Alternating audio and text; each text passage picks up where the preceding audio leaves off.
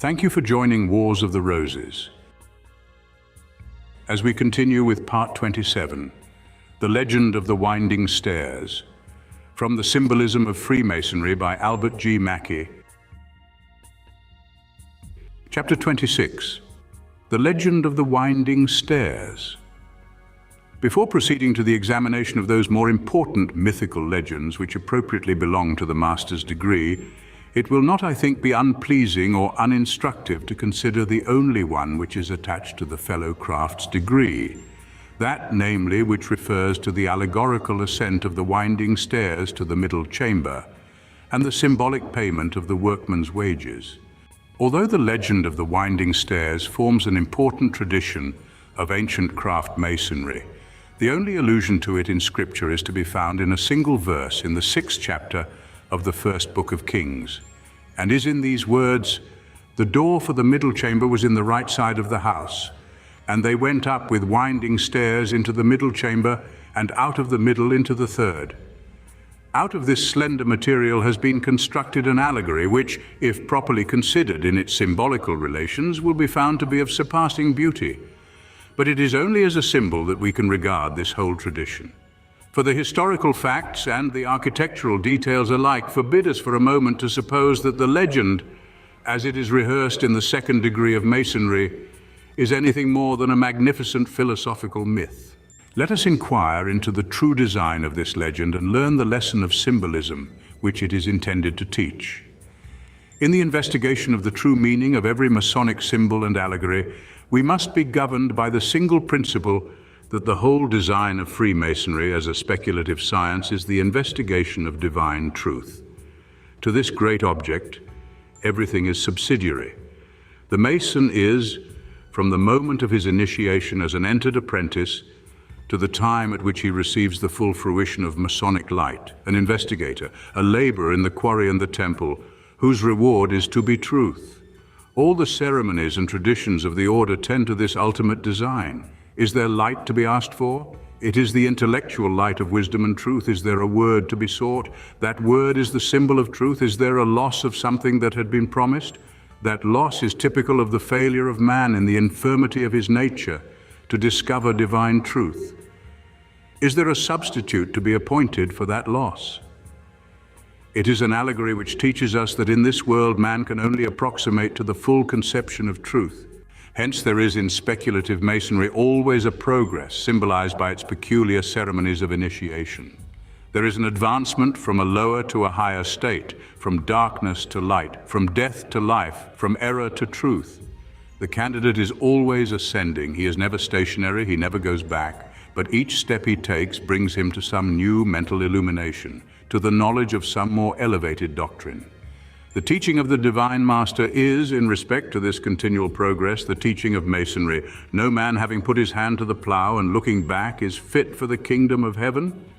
And similar to this is the precept of Pythagoras. When traveling, turn not back, for if you do, the Furies will accompany you. Now, this principle of Masonic symbolism is apparent in many places in each of the degrees. In that of the entered apprentice, we find it developed in the theological ladder, which resting on earth leans its top upon heaven, thus inculcating the idea of an ascent from a lower to a higher sphere as the object of Masonic labor.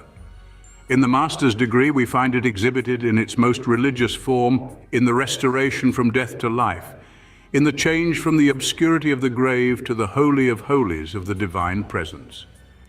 In all the degrees, we find it presented in the ceremony of circumambulation, in which there is a gradual inquisition and a passage from an inferior to a superior officer. And lastly, the same symbolic idea is conveyed in the fellow craft's degree in the legend of the winding stairs. In an investigation of the symbolism of the winding stairs, we shall be directed to the true explanation by a reference to their origin, their number, the objects which they recall, and their termination. But above all, by a consideration of the great design which an ascent upon them was intended to accomplish. The steps of this winding staircase commenced, we are informed, at the porch of the temple, that is to say, at its very entrance. But nothing is more undoubted in the science of Masonic symbolism than that the temple was the representative of the world purified by the Shekinah, or the divine presence. The world of the profane is without the temple. The world of the initiated is within its sacred walls. Hence, to enter the temple, to pass within the porch, to be made a Mason, and to be born into the world of Masonic light are all synonymous and convertible terms. Here then, the symbolism of the winding stairs begins. The apprentice, having entered within the porch of the temple, has begun his Masonic life. But the first degree in Masonry, like the lesser mysteries of the ancient systems of initiation, is only a preparation and purification for something higher. The entered apprentice is the child in Masonry. The lessons which he receives are simply intended to cleanse the heart and prepare the recipient for that mental illumination which is to be given in the succeeding degrees. As a fellow craft, he has advanced another step, and as the degree is emblematic of youth, so it is here that the intellectual education of the candidate begins. And therefore here, at the very spot which separates the porch from the sanctuary, where childhood ends and manhood begins, he finds stretching out before him a winding stair, which invites him, as it were, to ascend, and which, as the symbol of discipline and instruction, teaches him that here must commence his Masonic labor. Here he must enter upon those glorious though difficult researches, the end of which is to be the possession of divine truth. The winding stairs begin after the candidate has passed within the porch and between the pillars of strength and establishment, as a significant symbol to teach him that as soon as he has passed beyond the years of irrational childhood and commenced his entrance upon manly life, the laborious task of self-improvement is the first duty that is placed before him. He cannot stand still if he would be worthy of his vocation. His destiny as an immortal being requires him to ascend step by step until he has reached the summit, where the treasures of knowledge await him. The number of these steps in all the systems has been odd. Vitruvius remarks, and the coincidence is at least curious, that the ancient temples were always ascended by an odd number of steps. And he assigns as the reason that, commencing with the right foot at the bottom, the worshipper would find the same foot foremost when he entered the temple, which was considered as a fortunate omen. But the fact is that the symbolism of numbers was borrowed by the Masons from Pythagoras, in whose system of philosophy it plays an important part, and in which odd numbers were considered as more perfect than even ones. Hence, throughout the Masonic system, we find a predominance of odd numbers, and while 3, 5, 7, 9, 15, and 27 are all important symbols, we seldom find a reference to 2, 4, 6, 8, or 10. The odd number of the stairs was therefore intended to symbolize the idea of perfection, to which it was the object of the aspirant to attain. As to the particular number of the stairs, this has varied at different periods. Tracing boards of the last century have been found in which only 5 steps are delineated, and others in which they amount to 7. The Prestonian lectures used in England in the beginning of this century gave the whole number as 38, dividing them into series of 1, 3, 5, 7, 9, and 11.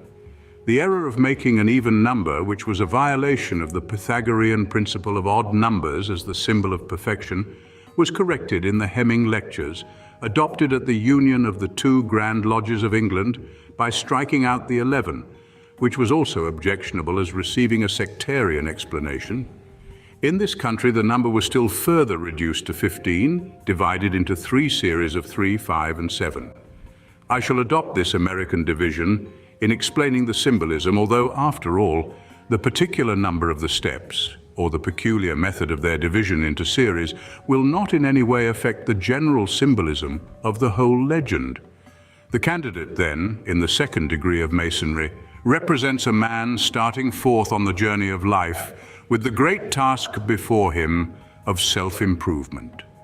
For the faithful performance of this task, a reward is promised, which reward consists in the development of all his intellectual faculties, the moral and spiritual elevation of his character, and the acquisition of truth and knowledge. Now, the attainment of this moral and intellectual condition supposes an elevation of character, an ascent from a lower to a higher life, and a passage of toil and difficulty through rudimentary instruction to the full fruition of wisdom.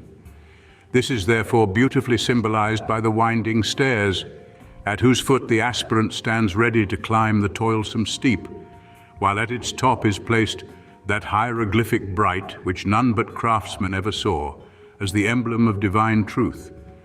And hence a distinguished writer has said that these steps, like all the Masonic symbols, are illustrative of discipline and doctrine, as well as of natural, mathematical, and metaphysical science, and open to us an extensive range of moral and speculative inquiry.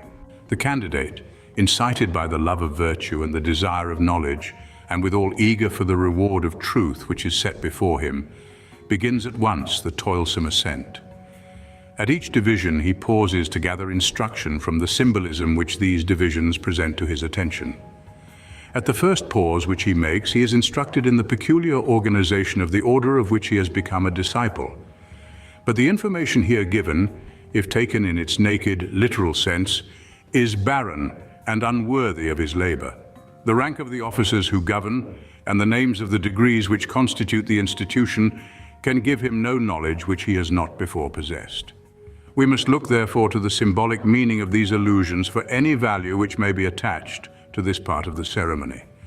The reference to the organization of the Masonic institution is intended to remind the aspirant of the union of men in society and the development of the social state out of the state of nature.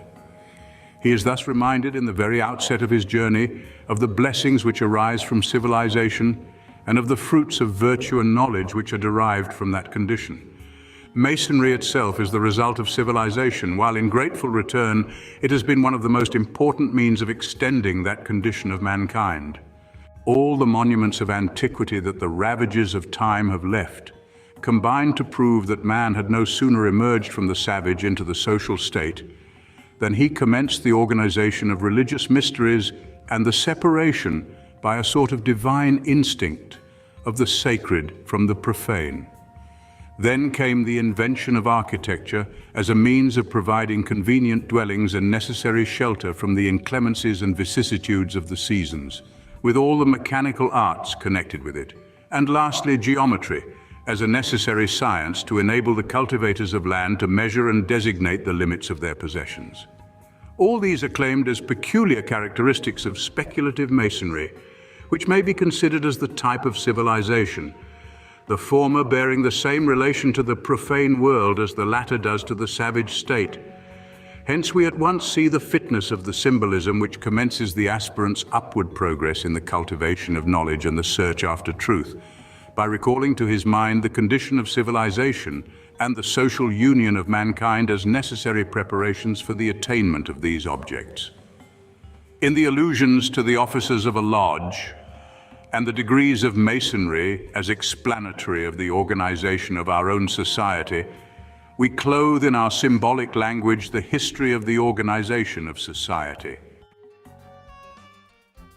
Advancing in his progress, the candidate is invited to contemplate another series of instructions. The human senses, as the appropriate channels through which we receive all our ideas of perception, and which therefore constitute the most important sources of our knowledge, are here referred to as a symbol of intellectual cultivation. Architecture, as the most important of the arts which conduce to the comfort of mankind, is also alluded to here not simply because it is so closely connected with the operative institution of masonry, but also as the type of all the other useful arts. In his second pause, in the ascent of the winding stairs, the aspirant is therefore reminded of the necessity of cultivating practical knowledge. So far then, the instructions he has received relate to his own condition in society as a member of the great social compact, and to his means of becoming, by a knowledge of the arts of practical life, a necessary and useful member of that society. But his motto will be Excelsior. Still must he go onward and forward. The stair is still before him, its summit is not yet reached, and still further treasures of wisdom are to be sought for, or the reward will not be gained, nor the middle chamber, the abiding place of truth, be reached. In his third pause, he therefore arrives at that point in which the whole circle of human science is to be explained. Symbols, we know, are in themselves arbitrary and of conventional signification, and the complete circle of human science might have been as well symbolized by any other sign or series of doctrines as by the 7 liberal arts and sciences. But Masonry is an institution of the olden time, And this selection of the liberal arts and sciences as a symbol of the completion of human learning is one of the most pregnant evidences that we have of its antiquity. In the 7th century and for a long time afterwards, the circle of instruction to which all the learning of the most eminent schools and most distinguished philosophers was confined was limited to what were then called the liberal arts and sciences, and consisted of two branches, the trivium and the quadrivium. The trivium included grammar, rhetoric, and logic. The quadrivium comprehended arithmetic, geometry, music, and astronomy. The words themselves are purely classical, but the meanings here given to them are of a medieval or corrupt Latinity. Among the old Romans, a trivium meant a place where 3 ways met, and a quadrivium where 4, or what we now call a crossroad. When we speak of the paths of learning, we readily discover the origin of the signification given by the scholastic philosophers to these terms. These 7 heads, says Enfield, were supposed to include universal knowledge. He who was master of these was thought to have no need of a preceptor to explain any books or to solve any questions which lay within the compass of human reason, the knowledge of the trivium having furnished him with the key to all language, and that of the quadrivium having opened to him the secret laws of nature. At a period, says the same writer, when few were instructed in the trivium and very few studied the quadrivium, to be master of both was sufficient to complete the character of a philosopher. The propriety, therefore, of adopting the 7 liberal arts and sciences as a symbol of the completion of human learning is apparent. The candidate, having reached this point, is now supposed to have accomplished the task upon which he had entered. He has reached the last step and is now ready to receive the full fruition of human learning. So far, then, we are able to comprehend the true symbolism of the winding stairs. They represent the progress of an inquiring mind with the toils and labors of intellectual cultivation and study, and the preparatory acquisition of all human science as a preliminary step to the attainment of divine truth, which it must be remembered is always symbolized in Masonry by the word. Here let me again allude to the symbolism of numbers, which is for the first time presented to the consideration of the Masonic student in the legend of the winding stairs. The theory of numbers as the symbols of certain qualities was originally borrowed by the Masons from the school of Pythagoras. It will be impossible, however, to develop this doctrine in its entire extent on the present occasion, for the numeral symbolism of Masonry would itself constitute materials for an ample essay. It will be sufficient to advert to the fact that the total number of the steps, amounting in all to 15 in the American system, is a significant symbol. For 15 was a sacred number among the Orientals, because the letters of the holy name JH, Yeh, were in their numerical value equivalent to 15, and hence a figure in which the 9 digits were so disposed as to make 15 either way when added together perpendicularly, horizontally, or diagonally constituted one of their most sacred talismans. The 15 steps in the winding stairs are therefore symbolic of the name of God. Such a talisman was the following figure, seen here. But we are not yet done. It will be remembered that a reward was promised for all this toilsome ascent of the winding stairs.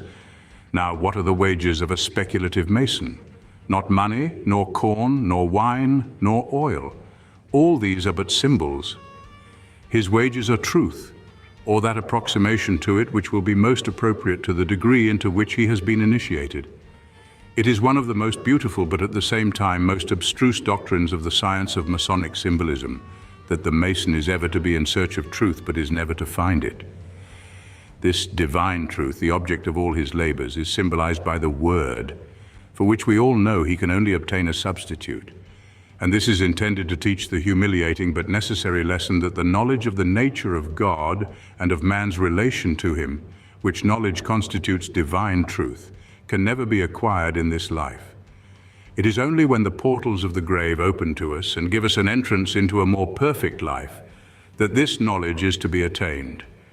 Happy is the man, says the father of lyric poetry, who descends beneath the hollow earth, having beheld these mysteries. He knows the end, he knows the origin of life. The middle chamber is therefore symbolic of this life, where the symbol only of the word can be given, where the truth is to be reached by approximation only, And yet where we are to learn that truth will consist in a perfect knowledge of the grand architect of the universe. This is the reward of the inquiring Mason. In this consists the wages of a fellow craft. He is directed to the truth, but must travel farther and ascend still higher to attain it. It is then as a symbol and a symbol only that we must study this beautiful legend of the winding stairs. If we attempt to adopt it as an historical fact, the absurdity of its details stares us in the face, and wise men will wonder at our credulity. Its inventors had no desire thus to impose upon our folly, but offering it to us as a great philosophical myth, they did not for a moment suppose that we would pass over its sublime moral teachings to accept the allegory as an historical narrative, without meaning and wholly irreconcilable with the records of Scripture, and opposed by all the principles of probability. To suppose that 80,000 craftsmen were weekly paid in the narrow precincts of the temple chambers is simply to suppose an absurdity. But to believe that all this pictorial representation of an ascent by a winding staircase to the place where the wages of labor were to be received was an allegory to teach us the ascent of the mind from ignorance, through all the toils of study and the difficulties of obtaining knowledge, receiving here a little and there a little, adding something to the stock of our ideas at each step, until, in the middle chamber of life, in the full fruition of manhood, the reward is attained, and the purified and elevated intellect is invested with the reward in the direction how to seek God and God's truth. To believe, this is to believe and to know the true design of speculative masonry, the only design which makes it worthy of a good or a wise man's study. Its historical details are barren, but its symbols and allegories are fertile with instruction. Thank you for watching, and please don't forget to share, like, subscribe, and comment, and if you can, please consider donating to Wars of the Roses. Links to PayPal and Patreon are in the description. Thank you so very much.